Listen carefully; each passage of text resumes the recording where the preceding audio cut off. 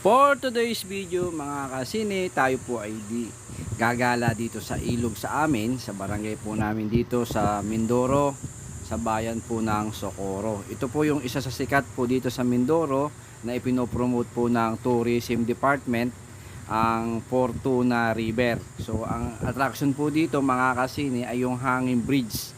So ang araw po ngayon ng Martes, so araw din po ng kalakalan. Ibig sabihin po nun mga kasine ay yung ating po mga katutubong mangyan ay bumababa po sila dito sa barangay para po magbenta ng kanilang mga produkto. At yung produkto naman pong binibili sa kanila ay dinadala naman po yan Cavite, Alabang. Yan. So dun po yung mga saging, kamuting kahoy, langka. So sa halo-halo yan mga kasine.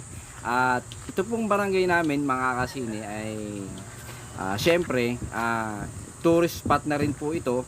So kung makikita nyo mga kasine, medyo brownish po yung tubig kasi nga po katatapos lang po ng isang malakas na ulan. So yan, sayang nga po dahil itong araw na to sana maliligo nga ako bago ako umalis. Yan nga po, medyo kulabo pero nag-video na lang po ako. Kaya yun po yung hanging bridge, yan. So dahil araw nga po ng kalakaran ngayon, so busy ang mga tao sa pagkakarga, sa pagbibilang ng mga saging. So aayusin pa po nila yan bago ikarga sa sasakyan. So isa pong mapagpalang barangay ang aming barangay po kasi po produktibong barangay po ang Fortuna. Ayan. So salamat po doon sa mga pumupunta at sana po balik po kayo dito lagi. 10 pesos lang naman po ang entrance fee. So hindi naman masama yun. Kung gusto niyo naman po ay magre-rent po kayo ng mga cottage, yun, additional po yun mga kasine. Okay, kita nyo, yan, langka po yan.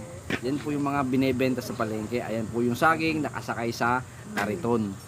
Ayan, may nyog. So kompleto po doon mga kasine.